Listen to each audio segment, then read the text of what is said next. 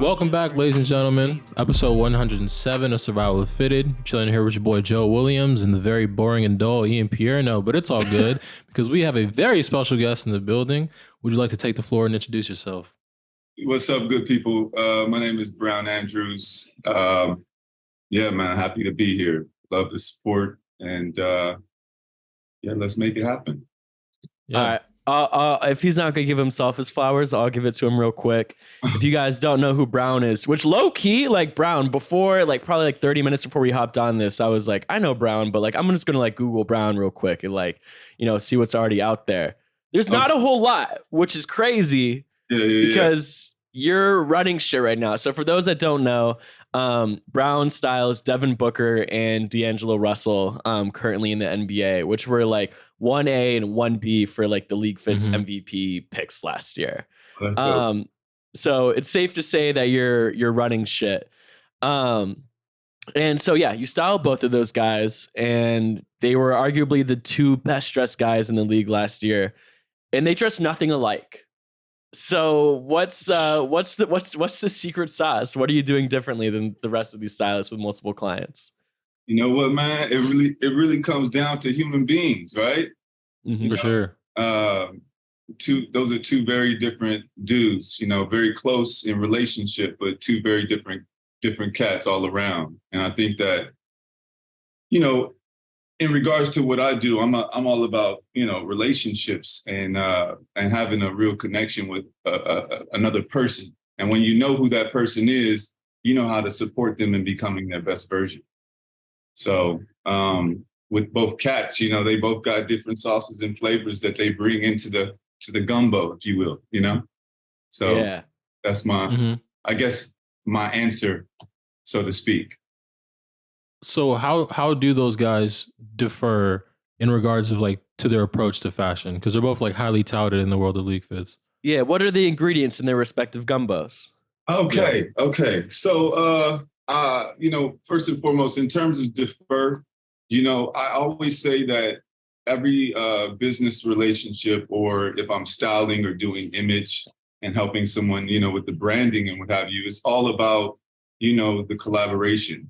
You know, I can't go into any form of a business relationship or styling arrangement without like really being able to tap in with the person. And then when I am able to do that, I find out, you know, what are the things that make them feel their best? What are the colors? What are the styles? And then ultimately, I also like to choose, you know, gents that like an actor chooses a movie. You know, a movie role. I like to choose guys that, you know, have something about them. You know, they're not necessarily trying to be like this guy or that guy. You know, we can be inspired certainly by, you know, people who have come before us. You know, I'm inspired all the time by life, you know, but I like individuals. And both of those two gents that we're speaking of specifically are very much so themselves, which is kind of what inspires me, you know, on it. You know, you've been working with them for years now. And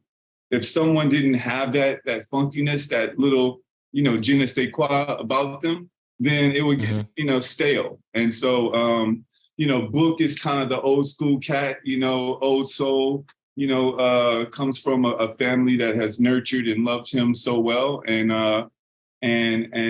you know, when we connected, we just, you know, we were able to dive in just on the strength that, you know, there's so many different conversations and human-like, you know, in a human standpoint, we were able to lock in. And then in terms of building up, you know, supporting him and building up the image, you know, that just was easy. Honestly, it was so easy because, you know, for me, I just like to, it's all about a formula, right? You know, if you notice between both guys, although different, there's a formula there, you know, and the formula starts with who they are, you know, what do they represent, and where they're trying to go. And then also, most importantly, what is the story they want to tell? And so, you know, Book, again, going back to Book, he's, you know, he's a low key cat trying to stay in the cut, although the light is on him significantly right now. He's not shying away from it. He's embracing it. but he's also just like, yo, I'm chilling. You know, I'm just trying to be the best basketball player I could be, you know, be the best man I could be. And then if somebody likes the sauce a little bit, you know, dope, you know, and then vice versa for Lo, you know, in a similar way. You know, I was able to connect with Lo on many different things about our childhood and how we came up and our families as well. And although, you know, he being where he's from, me being from LA, there was a lot of synchronicity there. And then Lo is a little more alternative and eclectic, you know. Book is the classic, you know. There's classic. I always, so my touch is classic. I'm all about what is timeless and what is classic. I'm not trying to, you know, have a moment. I'm trying to have moments. I'm trying to have something that, you know, for anybody that I'm working with, I want the image or the, you know, something to stand the test of time. So, you know, 10 years from now, where, you know, the young kids are looking back like, oh, like, you remember, what's our boy from the Knicks, Clyde, you know? Oh, Walt Frazier. Yeah. Yeah. So it's like, hey, you know, people still look at those styles. There's a lot of, you know, Dr. J, you know, people look at those styles of the past. I want the same for Book and Lo, you know, 10 years from now. And so me and Lo get a chance to play a bit, you know, like he and I, we are that kind of eclectic alternativeness that, you know, from All-Star, his first All-Star where he had the moon jacket on with the white socks, the Nike white swoosh or black swoosh, like playing around like that, we get to have fun in that way. So yeah, man, it's been a pleasure to dive deep and also grow with both of them. Yeah. I think it is a cool thing that you guys have worked together so long, because, you know, a lot of these guys, they work with a stylist and they have no stylist, or they're switching stylists, and it's hard to like really like see progress that way. One thing that stood out to me though, when you were speaking, is you were talking about how, you know, like Walt Frazier, like we look at his pics now, shit, like 30 years later, and he still looks amazing. 40 years later, I don't even know. Yeah. You know, I love when I used to see him in New York, man. And, you know, he don't miss a day. Yeah. Right? And that's still does it. No, yeah. Still stepping in his own way. You know what I mean? And like, I think that's what it really comes down to, man, is like, we don't, you know, we could be in our sweatsuit and our t-shirts and do all the things that we do. But if we have our own point of view and we have our own vibe, you know, you always going to look like you. And I think that, you know, like the same for, you know, for Walt, it's just like, pardon me on that. Yeah, it's just like for Walt, it's dope because he, you know, he's always himself at all times. Yeah. I dig that, you know. I dig that too. It made me think though, I was talking to Joe, talking to him a little bit about you before we hopped on. I was like, yeah, Browne's like first guy that I ever saw you style was Tyson Chandler. And, you know, we've had like some OGs on the pod, and part of the funny thing is looking at these OGs that dresses, looking at their fit pics from like 2010, and you know, it didn't maybe age the same. It was probably cool back then, but, you know, it doesn't age the same. Yeah. And so, you know, just for fun, I was looking back through some of Tyson's old fit pics, and I was like, damn, this shit aged really well. Still hard. Like, this shit is still hard. You know, you know what? I take that credit when you say that. For sure. It's like, you know, the reality is that, again, you know, you reiterated this before I even verbalized, you know, how I feel about what you know, that subject matter. It's just like, that's what it's all about, bro, is really, you know, standing the test of time. So I appreciate that. Yeah, because of course, you're going to be you forever. Because, you know, there's trends. This is what fashion is, right? It's trends in and out. But like the person you are is always the same. So if you're dressing like you, it should still look cool when you look back at the pictures 15 years from now, if you were really dressing like yourself, no? 100%. 100%. Yeah. And that's something me and Ian talked about episodes ago, is the whole trends and whatnot. I'll send this question to you. Do you consciously make an effort to stay away from trends in order to like kind of survive the test of time?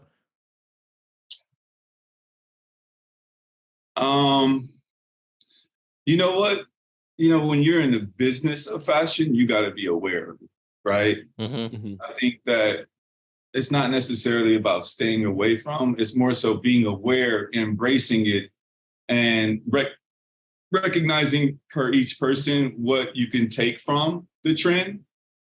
But I mean, in a nutshell, yeah. I'm not really trying to be a part of that story. And I know that the guys that I spend time with, they're such individuals. They're not trying to look like the next cat. And no offense to that person either. I mean, because ultimately, if somebody's trying, they're trying. That's dope. You could just be like, boo-boo the fool. But like, it's like they're trying. And so, when I look at, Vogue Runway and I'm checking out, the latest collections, or, I'm meeting with said designer or I'm looking at their line sheets. I'm not looking for the thing that has the logo or, the shiny object, because I'm like, okay, Leroy over here might be rolling with that one, and like, that's cool. That's a beautiful piece. But, that moment may not be here again, 10 years. And 10 years, when I say 10 years, that means something to me. I really, I think, standing that test of time, that logo may not be hot later, but if you got that really beautiful silhouette with the color palette that works really fantastic for said individual, you can be styling and profiling for a very long time. You feel me? I feel you. Styling, profiling. That's a Clyde Frazier quote right there. How has you've been doing this for a little bit. How has like the internet changed styling? Have like pages like LeagueFits or, any other fashion internet page, have they ever come into thought when styling or in a conversation when planning outfits? Like, has that played a role and changed things at all, you think? I'd say in a general sense, it has for the business, not necessarily for me, but for the business. I think that, if you have a brand or if you have something to say and you want a lot of people to find out about it, the internet and social media has been incredible. For these athletes, I think that, you and I started our relationship early on, Ian. And when you first got started, and I tried to support you because I saw your vision, I saw what you were up to, and it spawned into something that's really been fantastic for both past athletes and current, where it gives the public, the audience, the fans an opportunity to get a little bit of an insight, fly on the wall on who this person you admire that you see on the court or on the stage or wherever. You get an opportunity to kind of see a little bit about them. So I think that it's been helpful for the businesses that these athletes are a part of. I think it's been helpful for their brands, in terms of, getting some more visibility on, who they are when they're not in uniform, so to speak. And I honestly, I think that athletes should big up you guys. I see that they do. I see that, I noticed in the growth, and I see that people look for that now, look for the LeagueFits post or, what have you. And you guys pioneered that too. A lot of people prior to had done different things to highlight, street style and, just personal style and what have you on different things. But you guys really took it to the niche, which was the athlete, and specifically the ball player. And, hey, like the song said, I walk like a ball player. You know who you are, player. Jay is either the rapper or the ball player. We all know that. So, that's where people get their style and, some of their inspirations from. I love that. I think the reason I asked that question too is I think aesthetics is like such like a shitty like buzzword. It's like, oh, you've opened the internet once, and the word you take away is aesthetics. But your fits are always so good that you style these guys in. But it always seems like the general photos around them are too. Like somehow like Devin Booker's outfit is like matching like the hotel that he's walking out of. Like, is this on purpose? Is this just like coincidence? Like, how does it always work that not only is the outfit good, but like just the general vibe around it is also on point? You know what, man? It's so funny. So, we live, every state has its own temperature, right? And so, I think that just like us, when we wake up, especially when I was a New Yorker for almost 10 years, the first thing you got to do is check your weather app, And 100%. so for me and also for the guys, we recognize what city we're going to be in, and what does that call for? You know what I mean? Like ultimately, it's never really about trying to look a certain kind of way. It's about trying to be us and make sure that we're always on point. Money don't sleep, right? So it's like, we at every moment, let's be the best version. So if we're in New York, of course, with our good friend the Hat, he's gonna catch a moment, and you also, not even because of him, but more specifically because it's New York. That's the Mecca, that's the fashion capital. So I think every environment calls for, if you're in Miami, you might have like cream or some colors on, you might put on a pair of shorts, what have you. You know what I'm saying? So I think a lot of times the environment, the state, the location is what calls for the palette, so to speak. So it's absolutely on purpose. I mean, not for it's on purpose by way of, the environment, but okay, maybe. That's fire. I don't know if I can give a complete, concise answer on that one. That's a little tricky because, you got to leave room for spontaneity, Of course. No, I think that's dope. Yeah, I feel like the moments line up though, like naturally though, because even if it's so conscious, I still feel like Devin Booker lives his life like always in the season of autumn, regardless of how hot it is outside. I feel like it's so. If you were to look at him, you'd be like, "Oh, that's 100% October." Hey, but like it's just what it is. You share a very similar color palette, so to speak, right? So your light tone on your skin, what tones work for you. Now you being more on the eclectic side, I see the little thing popping down on your face here. Is that like a little dress or? Yeah.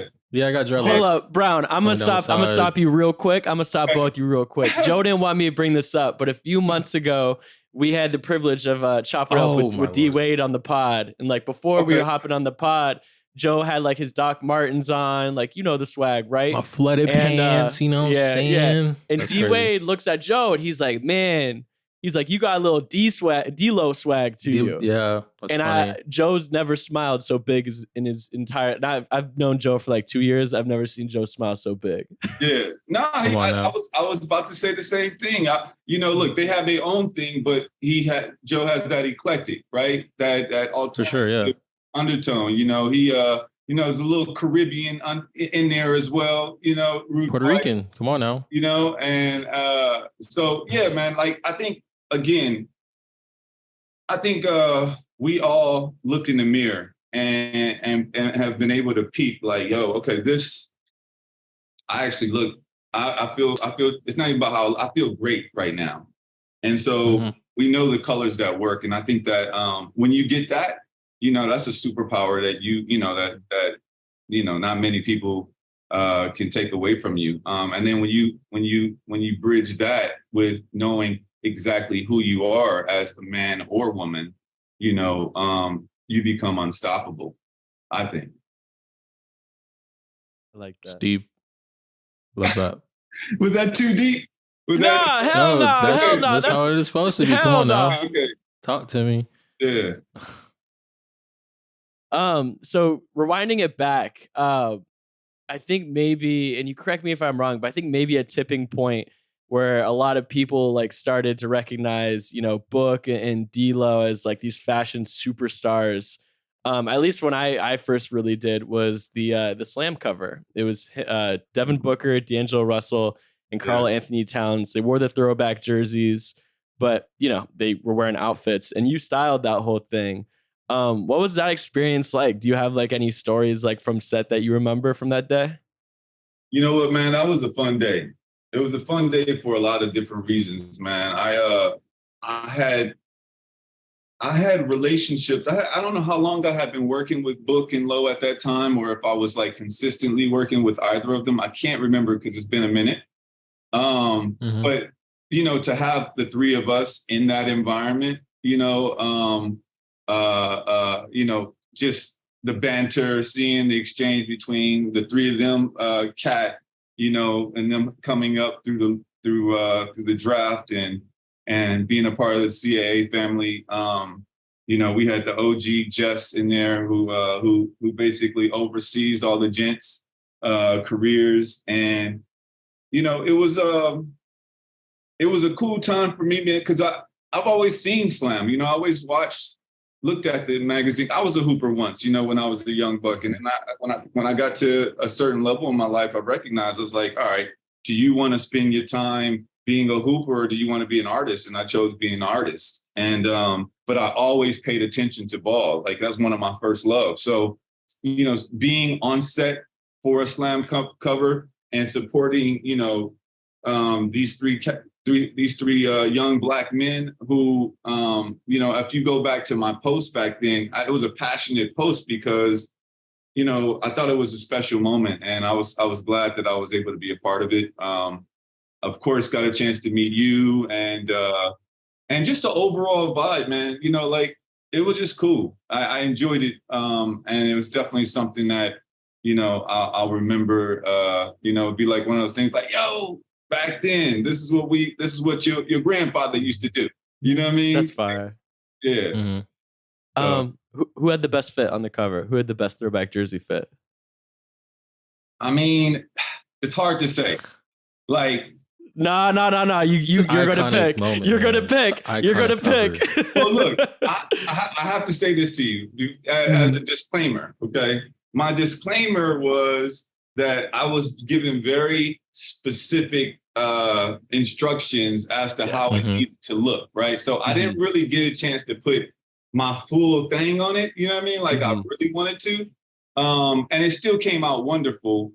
I think that when you just bridge, low in a long coat with some shorts, and some white socks, it was just a different vibe. You know what I mean? Like, I thought it was something that I hadn't necessarily seen, really for an athlete. I felt like he just put that 3,000 on it, and I had never seen that, before. You talking about D-Lo, right? Yeah. Yeah. That was my favorrit too. Yeah, I got the cover pulled up. I'm trying to look at it right now. I thought Low I was able to do something a little bit more saucy for Low. But what, I just love the attitude of each of them.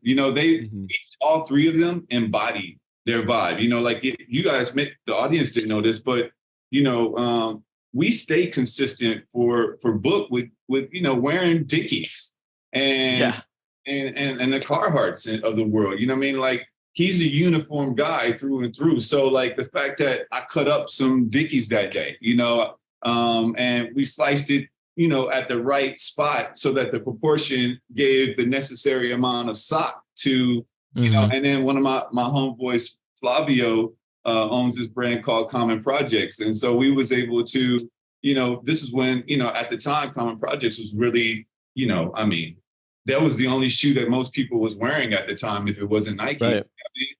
And so there's a lot of special moments, but I would, if we're talking about this, I would be remiss if I didn't speak about a very dear friend of mine. I'm not sure if you guys remember or have researched or seen his growth, but Tyrell Winston, is an amazing artist, and he was the one who had the art installations with the balls, the basketballs and what have you. You guys remember that? Also with the rim and things like that.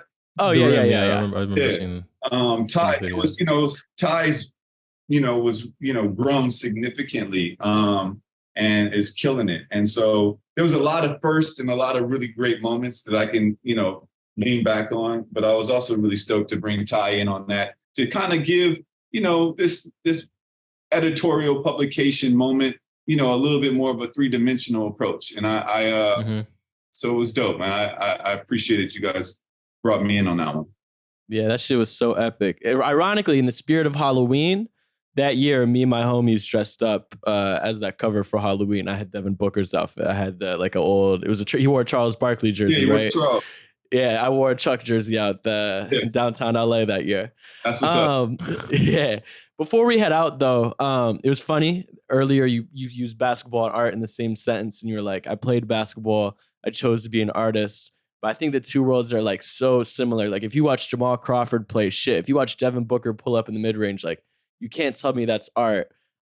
So yeah, those worlds are so connected. You chose art, but you chose to focus on basketball. You are the basketball stylist right now. What made you decide that that was going to be your niche?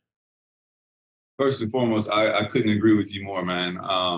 I'm impressed and in awe with, you know, the talent that we get the opportunity to see on a day-to-day basis in this league. The league is so special right now. It's been special. It continues to get more special. But yeah, the artistry, you know, obviously, it's just fantastic. For me, you know what, man, I loved film. You know, I was really I'm still to this day, it's one of my most favorite art forms is the cinema, man. Going to the movies, you know, seeing a story develop, you know, being able to experience the emotions that a film gives us. And so I initially thought that I wanted to really spend a lot more time in that business. You know, yeah, and that's still something that, you know, may come about. But the athletic situation just kind of happened. If I'm being honest, I never went for it. I was actually stirring away from it for a while because the opportunity had been there, but it was just something that I was like, where's the legs on this, right? Like I just couldn't really see it at first. And then, you know, after moving to New York and then some opportunities started to happen. You know, and then after a couple editorials doing some Vogue stuff, some GQ stuff with athletes, I was like, okay, you know what?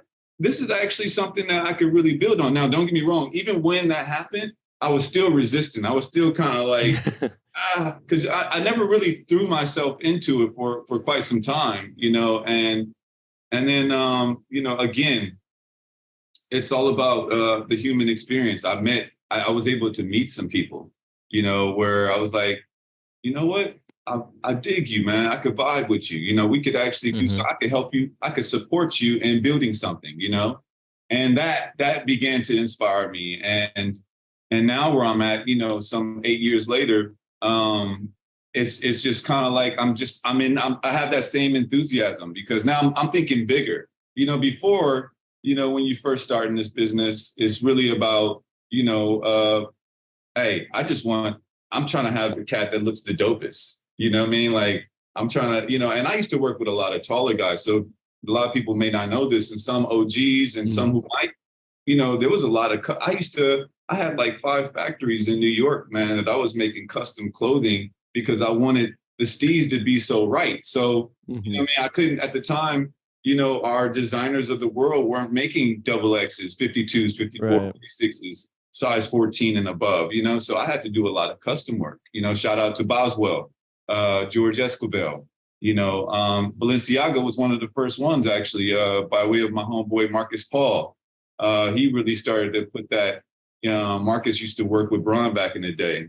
But you know, I now, you know, where I'm at is, you know, there is a real business here. And when you support, you know, being that, you know, the internet is as massive and as big as it is, you know, it's not necessarily about how good you look going down the runway or how good you look going down the tunnel. It's about how you show up every day, and it's about your brand. And so that's what I'm most interested in now, Ian, is really, you know, connecting with somebody, having a human experience, supporting them and building up their image and brand.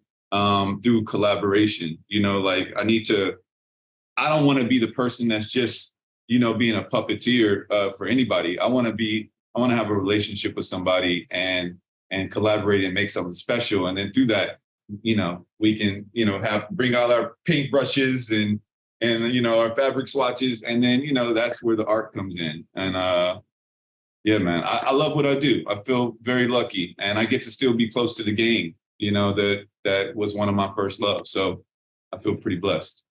Shit. People that are great at what they do usually do love it. And so that definitely shines through. Can't agree with you more, my dude. Well, shit, man. I appreciate you hopping on and spitting some wisdom at us.